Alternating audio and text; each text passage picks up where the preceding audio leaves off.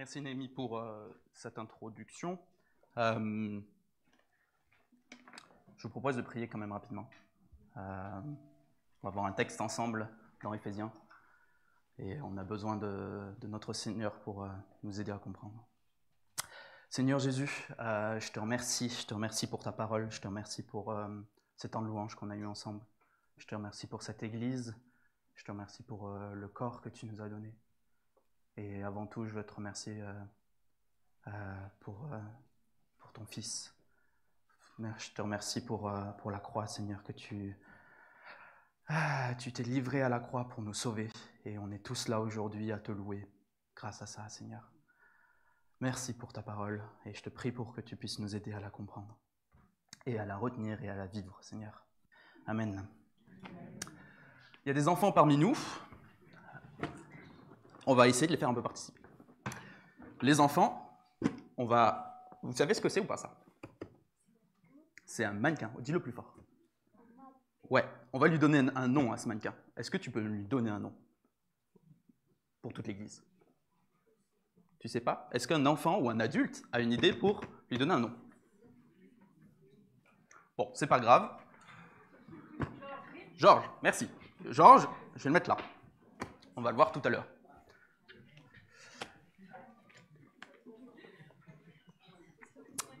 Est-ce que vous vous êtes déjà posé la question, pourquoi on se réunit le dimanche? Pourquoi on se réunit dans la semaine? Pourquoi on va dans des groupes de maison? Pourquoi des chrétiens qui risquent leur vie, se regroupent quand même pour adorer Dieu? Moi, c'est la question que j'ai envie de vous poser aujourd'hui et que je me suis posée en préparant ce moment. Néhémie, elle nous a présenté toute une frise sur le plan de Dieu et au commencement, Dieu a dit que l'homme il n'était pas bon qu'il soit seul. Il a un plan collectif pour nous tous, pas seulement individuel. Et on va le voir. On va le voir dans Éphésiens 4, versets 1 à 16. Peut-être qu'il y a mon plan juste avant. Tu peux avancer. Yes. On va voir la source de l'unité, les moyens de cette unité et les fruits de cette unité. Mais on va ouvrir Éphésiens, on va ouvrir notre Bible. Éphésiens 4, je vous invite à le prendre pour ceux qui l'ont. Éphésiens 4, versets 1 à 16. Super, merci David. Juste avant, un petit point contexte. Parce que moi, j'aime bien les points contexte, j'aime bien comprendre pourquoi Paul, en l'occurrence c'est ici Paul qui écrit cette lettre, et dans quel but. Paul, il écrit aux Éphésiens, probablement aussi à toutes les églises aux alentours, parce que c'était une lettre dédiée, elle était dédiée à passer de main en main et à passer d'église en église. Donc il écrit à plusieurs mondes. Il écrit, en l'occurrence à Éphèse, pour des juifs, mais aussi des non-juifs, des gens qui viennent d'un background très différent. Son objectif, il en a plusieurs dans cette lettre, je vous invite à la lire, elle est super intéressante. Dans les 3 premiers chapitres, Paul il va encourager et il va rappeler à l'Église l'œuvre de Dieu et notre identité en Christ. Dieu nous a transformés par la croix et nous a délivré de notre péché. Dans la deuxième partie, de 4 à 6, il va plutôt parler des fruits de cette transformation. Comment vit-on après être transformé par Christ? Et ça tombe bien, notre lecture, elle est pile poil entre les deux. On démarre chapitre 4. Le premier point qu'il va aborder, des fruits de cette transformation, c'est l'unité. Prenons-le ensemble. Je le lis dans la version Summer, il est affiché derrière moi. Moi qui suis prisonnier à cause du Seigneur, je vous demande donc instamment de vous conduire d'une manière digne de l'appel qui vous a été adressé. Soyez toujours humbles, aimables et patients. Supportez-vous les uns les autres avec amour. Efforcez-vous de conserver l'unité que donne l'Esprit dans la paix qui vous lie les uns aux autres. Il y a un seul corps et un seul esprit. De même, Dieu vous a appelé à une seule espérance lorsqu'il vous a fait venir à lui. Il y a un seul Seigneur, une seule foi, un seul baptême, un seul Dieu et Père de tous, qui règne sur tous qui agit par tous et qui est en tous. Cependant, chacun de nous a reçu la grâce de Dieu selon la part que le Christ lui a donnée dans son œuvre. C'est bien ce que déclare l'Écriture, il est monté sur les hauteurs, il a amené les captifs et il a fait des dons aux hommes. Il cite un psaume de victoire. Jésus qui rentre à Jérusalem en victorieux. Or, que signifie « il est monté » ? Cela implique qu'auparavant, il est descendu jusqu'en bas, c'est-à-dire sur la terre. Celui qui est descendu, c'est aussi celui qui est monté au-dessus de tous les cieux, afin de remplir l'univers entier. C'est lui qui a fait don de certains comme apôtres, d'autres comme prophètes, d'autres comme évangélistes, et d'autres encore comme pasteurs et enseignants. Il a fait don de ces hommes pour que ceux qui appartiennent à Dieu soient rendus aptes à accomplir leur service en vue de la construction du corps du Christ. Ainsi, nous parviendrons tous ensemble à l'unité dans la foi et dans la connaissance du Fils de Dieu, à l'état d'adulte, à un stade où se manifeste toute la plénitude qui vient du Christ. De cette manière, nous ne serons plus de petits enfants bâillotés comme des barques par les vagues et emportés çà et là par le vent de toutes sortes d'enseignements, à la merci d'hommes habiles à entraîner les autres dans l'erreur. Au contraire, en exprimant la vérité dans l'amour, nous grandirons à tout égard vers celui qui est à la tête, le Christ. C'est de lui que le corps tout entier tire sa croissance pour s'affermir dans l'amour, sa cohésion et sa forte unité, lui venant de toutes les articulations dont il est pourvu, pour assurer l'activité attribuée à chacune de ses parties. Amen.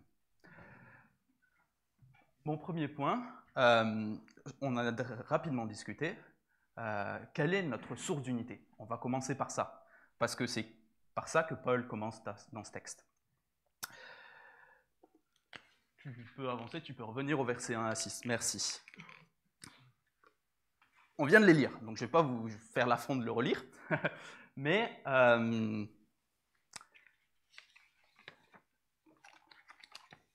j'aimerais quand même sortir quelques points de ce texte. Paul, il est expérimenté, et il est en fin de vie là. Il lui reste 3 ans à vivre, il a écrit à beaucoup d'églises, et d'ailleurs, il a écrit sur l'unité dans quasi toutes ses lettres. Donc c'est un sujet qui est important pour lui. Et ça se ressent dans ce texte.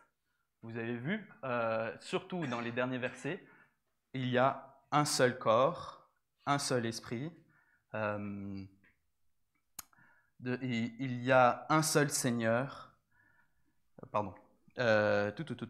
une foi unique, un baptême unique et un Dieu unique. Il l'encourage en disant qu'il y a une unité. Et cette unité, ce n'est pas quelque chose qui vient de nous, en tout cas, ce n'est pas ce que le texte nous dit. Cyril, il y a encore quelques semaines, nous disait que nous ne sommes pas un club, nous ne rassemblons pas parce qu'on s'entend bien ou parce qu'on pense la même chose, parce qu'on a les mêmes avis politiques. Non, ce n'est pas du tout ce que nous dit ce texte. Verset 3, notre unité, elle est donnée par l'Esprit. Mais Paul va même plus loin. Il nous rappelle les fondements de notre foi. L'unité que nous vivons vient d'abord et avant tout de l'action et la volonté de Dieu, et de Dieu trinitaire. Je sais que comprendre le concept de Dieu trinitaire, c'est compliqué. Je ne vais pas trop m'aventurer là-dessus. Hein. On laissera Cyril en parler un peu plus que moi. Mais ce texte nous en parle. Alors, on va le décortiquer ensemble, en particulier le verset 6. On nous présente Dieu le Père. Il est où le verset 6 ? Il est là. Dieu le Père de tous, qui règne en tous. C'est lui qui maîtrise toutes choses, c'est lui qui est le responsable et le planificateur des événements passés et à venir. On nous présente Dieu le Fils, qui agit par tous, donc Jésus. C'est lui, un peu plus loin, on l'a lu tout à l'heure, c'est lui qui va donner des dons, c'est lui qui nous sauve, c'est lui qui est la source de notre foi. Et c'est lui qui est mort à la croix pour nous sauver. Et qui nous donne une nouvelle vie, un seul baptême. Il y a Dieu le Saint-Esprit, qui est en tous, à la fin du verset 6, il nous a donné l'unité, verset 3, on l'a dit tout à l'heure, en nous transformant à l'image de notre Dieu. C'est ce que nous appelons les fruits de l'esprit, humilité, patience, douceur, paix et amour, verset 2. Soyez toujours humbles, empreints de douceur et patients, supportez-vous les uns les autres avec amour. Il y en a plein d'autres, allez voir dans la Bible. Alors, pourquoi Dieu désire qu'on vive cette unité? Il y a plusieurs raisons, mais avant ça, j'aimerais vous donner un petit témoignage. Il y a quelques semaines, nous fêtions avec Juliette notre fête de mariage, ici. Tu peux applaudir, Jean-Sam, c'était un moment de victoire pour nous. Et la maman de Juliette, à un moment, elle est venue sur scène pour nous montrer des diaporamas assez classiques dans un mariage. Mais avant tout, elle a remercié l'Église. Elle a remercié l'Église parce qu'elle était inquiète pour sa fille quand elle est venue sur Paris, mais qu'elle avait trouvé une famille et qu'elle savait que cette famille l'aimait. La maman de Juliette, elle n'est pas chrétienne. Qu'est-ce que ça nous dit, ça? Ça veut dire qu'ils ont vu l'amour que vous nous portez, en l'occurrence pour l'occasion. Ils ont vu que nous n'étions pas seulement des amis, mais nous étions une famille. Ça a été un vrai témoignage pour elle. Et on en a discuté avec elle, c'est toujours le cas. Donc merci Seigneur. Jean 17, verset 23, il nous dit un peu ça. C'est Jésus qui parle et qui nous dit qu'il soit parfaitement un et qu'ainsi le monde puisse reconnaître que c'est toi qui m'as envoyé et que tu les aimes comme tu m'aimes. Mes amis, c'est Dieu qui est la source de notre unité et c'est cette unité qui le glorifie. C'est cette unité qui témoigne de sa victoire en Christ. Tous les moments ensemble, les ordonnances, on en a parlé, les moments de Sainte Seine, de baptême, les moments où on se retrouve le dimanche, où on se retrouve dans la semaine, c'est des moments qui sont donnés par Dieu pour faire sa gloire. Cette unité, je l'ai dit il y a un instant, elle découle de la transformation que le Saint-Esprit fait en nous, parce que c'est un signe de victoire en Jésus-Christ. Hop. Donc, c'est Dieu qui a créé l'Église, on l'a vu, on l'a revu. Maintenant, posons-nous cette question, comment devons-nous vivre cette unité? Ça tombe bien, Paul nous donne deux images pour nous aider un peu à comprendre. La première, c'est le corps. La deuxième, ça va être le temple.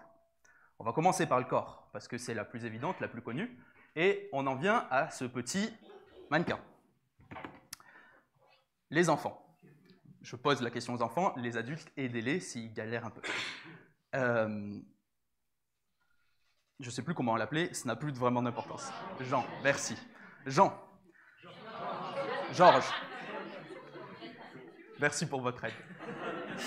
Georges, il est un peu différent. Est-ce que vous pensez les enfants, est-ce que vous pensez qu'il peut vivre comme vous, aller à l'école comme vous, apprendre comme vous? Non. Pourquoi? Dis-le plus fort, j'ai pas entendu. Il n'est pas vivant. Yes, c'est vrai, c'est une très bonne réponse. C'est aussi celle que j'attendais, mais pas seulement. Est-ce que il peut manger, ce Georges? Non? Pourquoi? Parce qu'il n'a pas de tête, ouais. Et puis il n'a pas de bras et il n'a pas de jambes. C'est embêtant pour vivre. Yes. Paul, il prend la même image. Il nous dit, et on le voit, il nous en parle un peu, là, il nous en parle un peu au verset 7 et 12. Hop, c'est pas si c'est les bonnes notes, pardon, excusez-moi. Yes. Paul, il prend la même image. Excusez-moi, je suis perdu dans mes notes. Il nous rappelle que Jésus est la tête de l'Église. Il nous rappelle, et dans Corinthiens, il en parle beaucoup, je vous l'ai dit, il dit que, est-ce que la main peut dire à la jambe, par exemple, que je n'ai pas besoin de toi? Non, chacun a sa place dans le corps. Georges, il ne peut pas vivre parce qu'il n'est pas humain, c'est vrai, mais même s'il n'était pas humain, même s'il était humain, il ne pourrait pas faire plein de choses, parce qu'il n'a pas de jambes, il n'a pas de bras. Ok.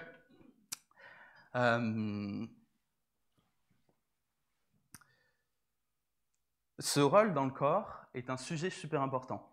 Pour nous, les jeunes, c'est un culte de groupe de jeunes, on en parle avec les jeunes. Je pense que les parents qui ont des ados, ils en parlent beaucoup avec eux aussi.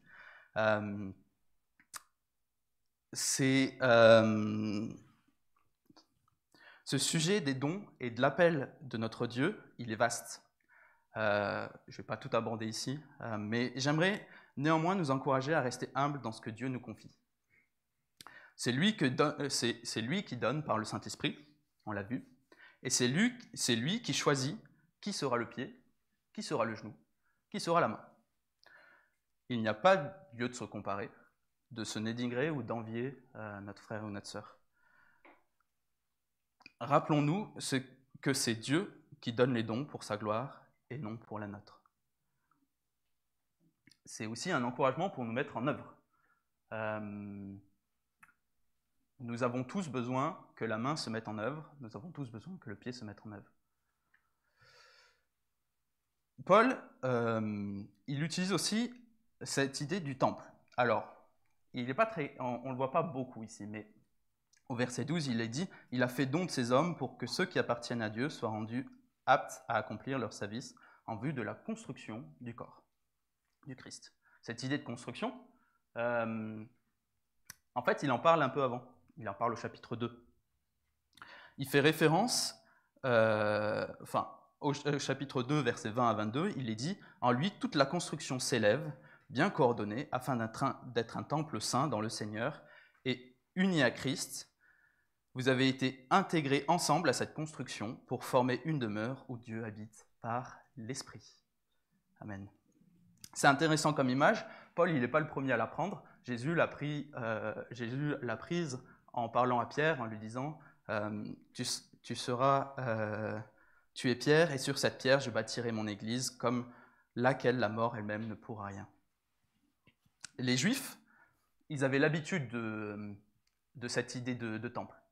Et Paul, il est malin, il l'utilise, parce qu'il sait que les Juifs, pendant des siècles, ils allaient adorer Dieu au temple. Ils allaient offrir des sacrifices au temple.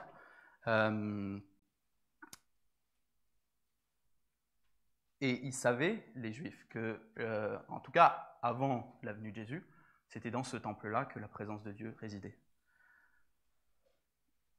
Comme avec les Grecs qui parlaient beaucoup du corps, Paul parle du temple pour les Juifs, de l'église d'Éphèse. Et il leur rappelle que nous sommes ce temple où Dieu réside par son Saint-Esprit. Faisons un récap. Dieu est la source de l'unité. Elle se traduit par un fonctionnement complémentaire pour la gloire de Dieu. Et il reste un point que Paul aborde dans ce passage, les fruits de l'unité. Posons-nous ensemble cette dernière question. Quel est l'impact de cette unité dans nos vies? On va reprendre ensemble les versets 13 jusqu'à 16. Merci David. Ainsi, nous parviendrons tous ensemble à l'unité dans la foi et dans la connaissance du Fils de Dieu, à l'état d'adulte, à un stade de maturité où se manifeste la plénitude qui nous vient de Christ. De cette manière, nous ne serons plus de petits enfants ballottés comme des barques par les vagues et emportés çà et là par le vent de toutes sortes d'enseignements, à la merci d'hommes habiles à entraîner les autres dans l'erreur. Au contraire, en exprimant la vérité dans l'amour, nous grandirons à tout égard vers celui qui est la tête, Christ. C'est lui que le corps tout entier tire sa croissance pour s'affermir dans l'amour, sa cohésion et sa forte unité lui venant de toutes les articulations dont il est pourvu, pour assurer l'activité attribuée à chacune de ses parties. Récemment, j'ai lu un livre qui m'a beaucoup encouragé. Il s'appelle « Trouver sa joie en Dieu » de David Matisse. La phrase d'accroche de ce livre, elle résume assez bien de quoi il parle. 3 principes simples qui façonnent toute notre vie de chrétien. Écouter la voix de Dieu, lui parler par la prière et vivre l'Église avec son peuple.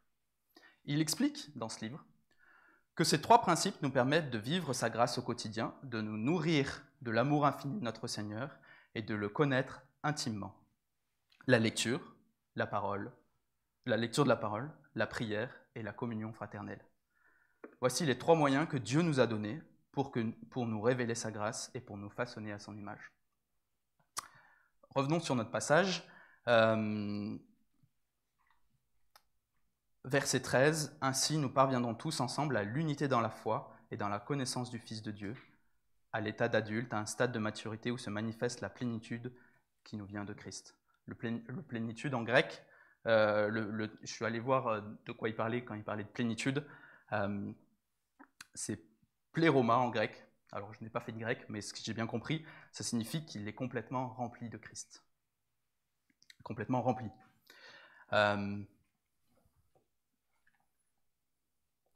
Vivre l'unité, ça nous révèle Christ.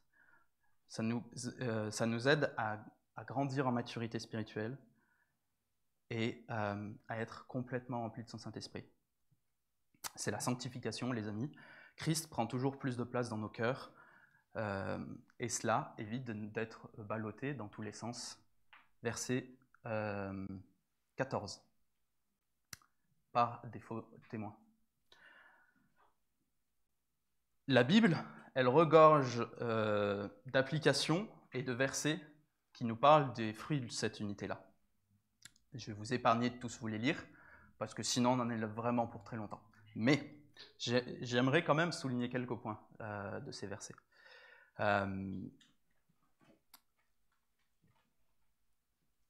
Cette croissance spirituelle,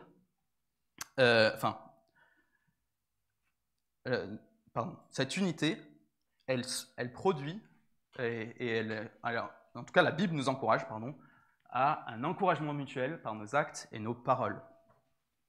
Je vais vous quand même lire Hébreux 10, verset 24, parce qu'il n'est pas long. « Et veillons les uns sur les autres pour nous encourager mutuellement à l'amour et à la pratique du bien. » Dieu il nous a donné l'Église pour sa gloire, mais il nous a aussi donné l'Église pour prendre soin les uns des autres. Nous devons veiller sur le bien-être spirituel de nos frères en Christ. Ça peut être encourager quelqu'un qui est découragé.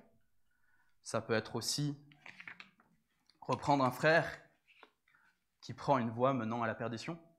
C'est un vrai témoignage d'amour que de se soucier de son frère jusqu'au point où de lui dire « Frère, tu es en train de te planter. » C'est pas facile. Bon, attention quand même, on l'a vu, vivre cette unité dans l'amour. Donc disons les choses avec amour, en priant avant, et en se rappelant de cette parabole de Jésus qui nous parle de la poutre dans notre œil. Réglons nos problèmes avant de régler la paille dans l'œil de notre voisin. Mais encourageons-nous mutuellement à vivre dans la sainteté. Justement, mon deuxième point, vivre dans la vérité et la redevabilité. Notre texte, là, Éphésiens 4,15, il en parle un peu. Au contraire, en exprimant la vérité dans l'amour, nous grandirons à tout égard vers celui qui est la tête, le Christ. Jacques 5, verset 16, « Confessez vos péchés les uns aux autres et priez les uns pour les autres, afin que vous soyez guéris. Quand un juste prie, sa prière a une grande efficacité. » Notre temps ensemble, pendant le culte, mais aussi pendant les groupes de maison, pendant le groupe de jeunes, pendant les groupes d'hommes ou de femmes, ce sont aussi tous des temps donnés par Dieu pour nous encourager à vivre notre combat contre le péché.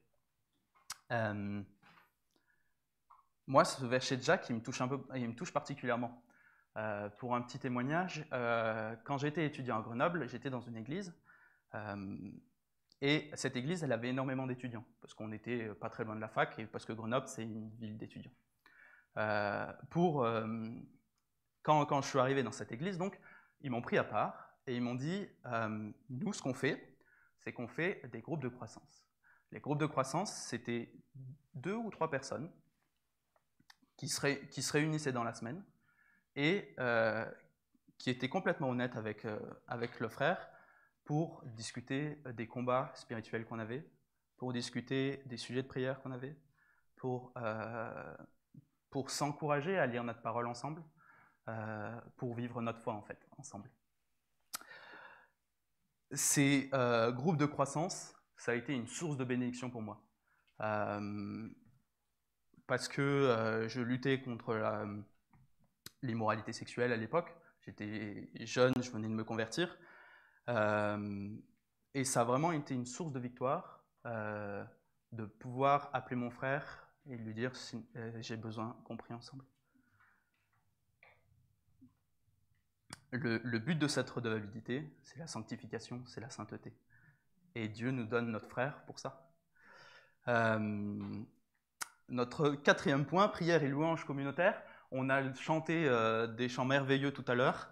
On a prié notre Seigneur tous ensemble. J'aimerais quand même vous lire Colossiens 3, verset 16, qui est assez parlant. Que la parole de Christ réside au milieu de vous tous, de vous dans toute sa richesse, qu'elle vous inspire une pleine sagesse pour vous instruire et vous avertir les uns les autres, ou pour chanter à Dieu de tout votre cœur des psaumes, des hymnes, des cantiques inspirés par l'Esprit, afin d'exprimer votre reconnaissance à Dieu. Quand Jésus nous propose une façon de prier, il utilise le pronom « nous ». Notre Père qui est aux cieux, donne-nous à manger. Il nous encourage à prier ensemble et les uns pour les autres. Le culte public, et ça, c'est pas moi qui vais vous le dire, c'est Martin Luther. Le culte public est une œuvre bien plus grande que toutes les œuvres individuelles. Il est celui qui unit l'Église et tous ses membres en une seule action, en une seule prière, en un seul esprit. Le chrétien n'est pas seulement appelé à prier et adorer seul, mais avec toute l'Église, car la prière commune est d'une grande puissance. Il y a une grande joie, mes amis, à louer ensemble. Cela nous donne une assurance particulière des événements passés et des événements à venir. C'est un encouragement pour nous de louer tous ensemble parce que nous ne sommes pas seuls à trouver notre joie en Christ. Nous ne sommes pas seuls à vivre ce salut. La prière et la louange, elles réveillent nos âmes pour chercher avant tout à honorer Dieu et à le mettre à la première place. Notre vie de foi prend bien plus de sens quand nous la vivons ensemble. J'arrive à mon dernier point, ordonnant cet événement.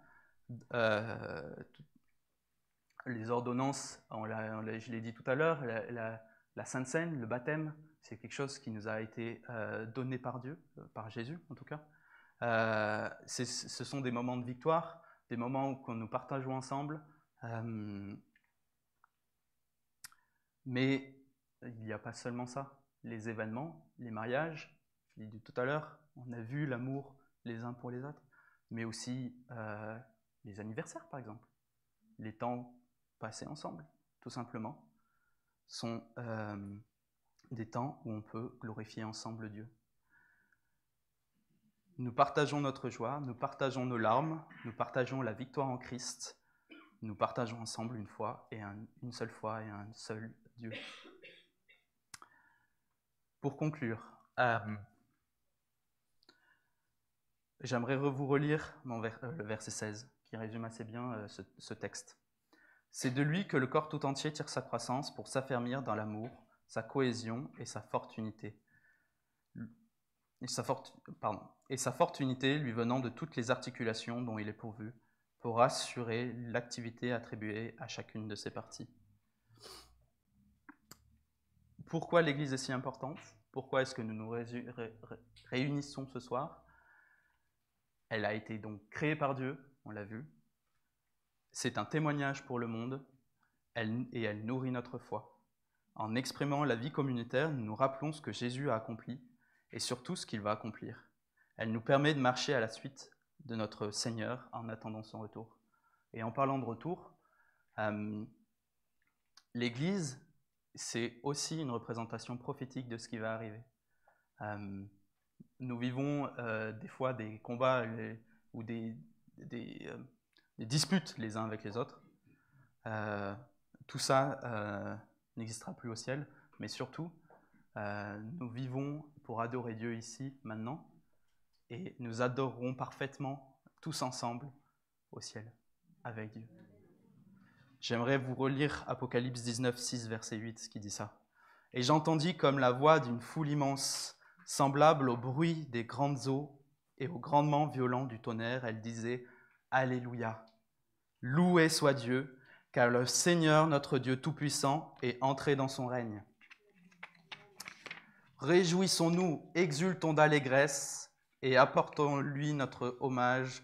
Voici bientôt les noces de l'agneau, sa fiancée s'est préparée, et il lui a été donné de s'habiller d'un lin pur éclatant, ce lin représentant le statut des membres du peuple saint, déclaré juste. » Amen.